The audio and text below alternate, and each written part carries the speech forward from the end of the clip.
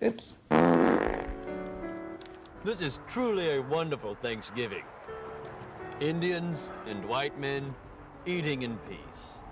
You know, I'd like to make a toast right now, but I can't because toasters haven't been invented yet.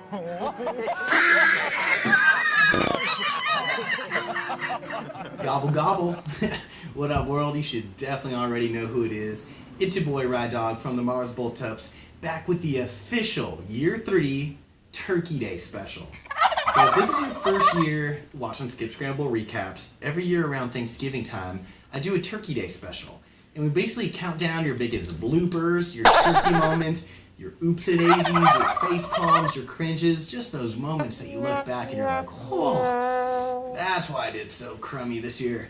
But, you know, next week I'll get back into the regular recaps, kind of painting the playoff picture, and you know, but for now we're just going to focus on the turkeys. Speaking of playoffs, you might have seen your boys out. You know, I'm kind of bummed. Never been eliminated this early. Feel like I played a lot better this year than I did last year. And, you know, just kind of bummed. 4th in points. You know, I have more points than the 1st place, 2nd place, and 3rd place teams. It's just the way the cookie crumbles sometimes, you know. Points for versus points against.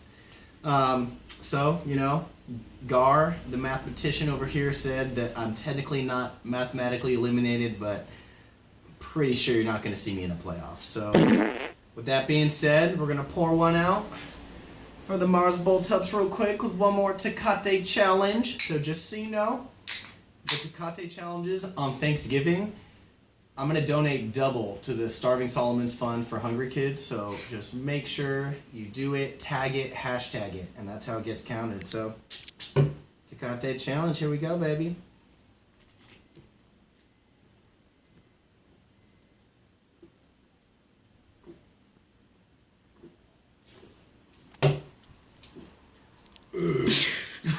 Oh, God.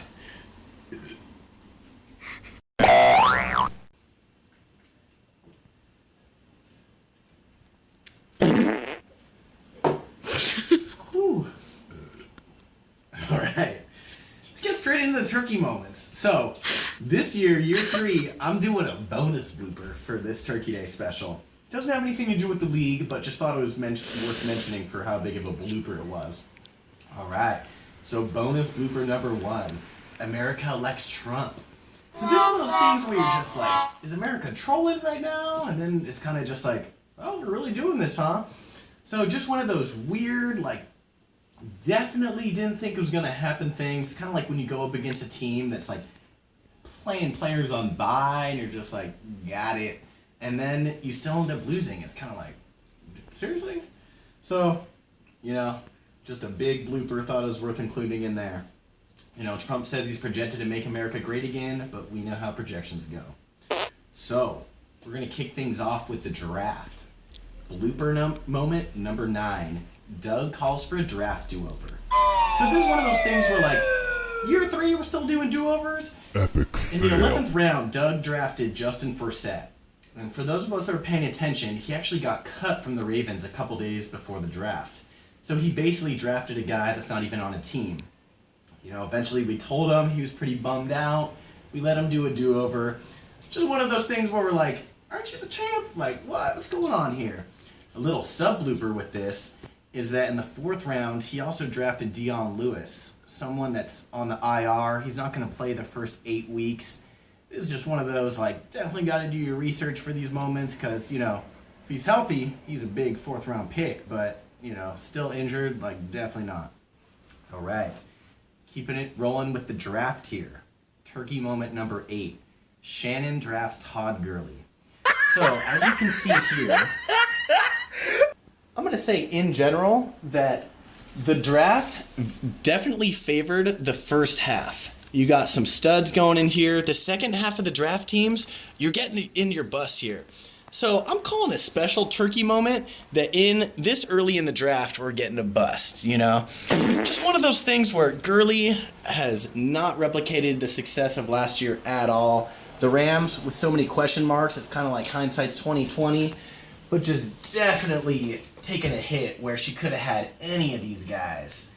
could have had Johnson, some of the stud receivers like Green, Julio. She could have had Zeke.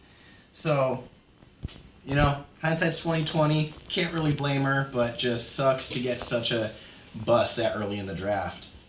All right, turkey moment number 7. Jill drafts Marshawn Lynch. So this is kind of in line with year 1 when Matt drafted picked up Ray Rice. It's kind of like, seriously, you just trolling right now? Like, this guy's, Lynch retired after last year. He's not even on a team. He's kind of fallen victim to some rumors that he was going to re-sign with the Seahawks. Totally unbased in anything, and, just wasting a bench spot. Jill said, don't you think it's kind of funny that we haven't heard anything? And I'm like, that means that he's probably not going to get signed.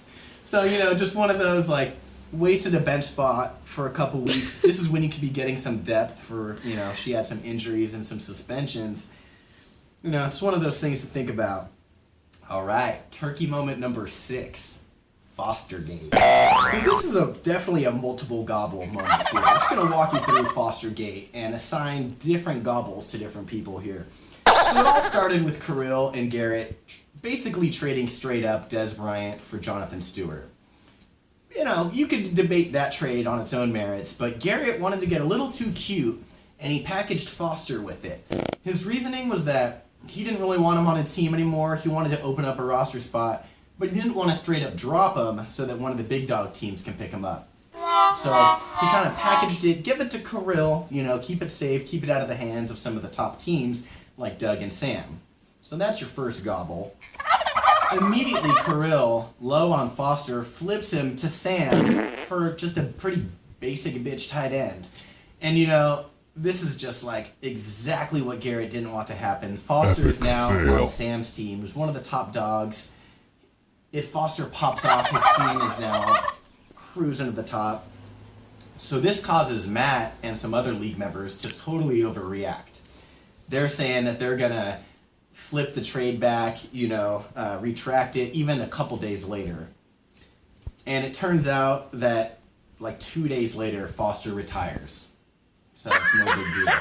So I'm assigning some gobbles to Matt and the other league members that thought we should retract the trade. It's just kind of maybe a gobble in itself that the only person that had this right was Kirill. All right, so gobble moment number 5, Garrett's trades in general. So Garrett was pretty trade happy this year. Hard to say if he came up on some of these trades though. The first trade was before the season started. He wanted to get Jordan Reed from Jesse.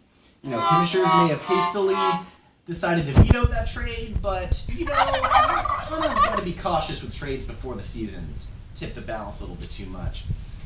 But, Garrett, after that, he wanted to get Jordan Reed for LeGarrette Blount and Julius Thomas. So he basically does the same trade, but with Doug, and acquires Sammy Watkins. And Watkins is one of those players that's like, injured most of last year. He's a stud, but with so many injuries, you're kind of like, Turns out the game after Garrett gets him, he re-aggravates his injury and goes to IR for 8 weeks. And, I kind of put this is like there's 2 kinds of trades, I feel like. Trades that are positional, where both teams are definitely upgrading, and trades that are uncertain, where it's like, you might get screwed by doing this trade. For instance, trading quarterback for quarterback. One of those teams is going to lose. Epic and fail. So, this is just one of those trades where Garrett hurt his team by being too trade happy. All right, turkey moment number 4. So, last year we called out Jill for twice celebrating victory too early and bragging before it was all said and done. She definitely outdid herself this year by calling biggest blowout in a matchup that she ended up not even winning. So this is just too rich, I don't think you can get any better than this. To not only call victory too early, but to call biggest blowout, and then the team that you're thinking you're going to blow out ends up beating you. It's just too good. I'm dead. Doesn't even win the matchup. I have nothing else to say. All right, turkey moment number 3. Matt starts both Randall Cobb and Ty Montgomery when they're both out. epic fail. So this is one of those things where it's like, he was just too hungover to wake up and shake his lineup. They're both locked. They're both out. They're both putting up zeros. And you know, I always suggest to people, you gotta wake up, set an alarm at like 9:45, check your lineup, and go back to bed. Doesn't matter how hungover you are, it's just always worth it to avoid situations like this.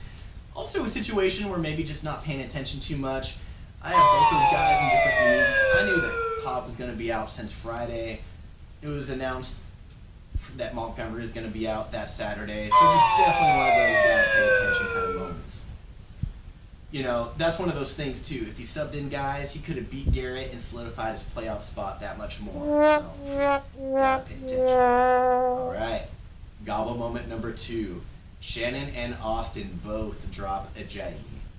So, you know, this is one of those can't really blame him moments, but we gotta have the classic regretful drop as a turkey moment. You know, Ajayi, his certainty as a starter was kind of up in the air the first couple weeks of the season, but he ended up getting the starting job and killing it. Chris ended up picking him up and pretty much saved his team, putting up huge games back-to-back, setting NFL records. Just one of those brutal, like, I know Shannon and Austin are like, oh, what would my team be like if I kept him, you know, just one of those brutal drop too soon moments. So, that being said, we're moving on to our final turkey moment. And this isn't exactly one moment, but more of a thing. So the turkey award goes to 3669 Polk Avenue. So many of you might know this as the address that we drafted at. And you also might know it as the address where both Derek and Austin live. And I'm thinking maybe this place is cursed. Because Derek and Austin have both had brutal seasons. They're, you know, landing in the bottom of the standings right now. And, you know, the expectations were so high for these teams. Derek, he's our year 1 champion, made it to semis year 2. I'm thinking power rankings, he's the top dog. But just brutal season. Players not living up to their, you know, draft day expectations, not really hitting the waiver wires hard. Then we got Austin's team, which many teams were heralding as the best draft. You know, I was kind of looking at Austin's team like, man, I would probably trade my team for his. But just string of injuries, players peaking at the wrong times. These guys are rounding out the rankings right now at 13 of 14. So maybe they need to call in some Ghostbusters or something and see if that place is haunted, because something's dragging those guys down this season. All right, guys. So that's it. That's our Turkey Day special for year 3. I hope you guys have a good Thanksgiving today. Eat some turkey or some tofurkey if that's your thing. And check back next week and I'll have an update on the playoff standings. All right, guys. Gobble, gobble. See you next time.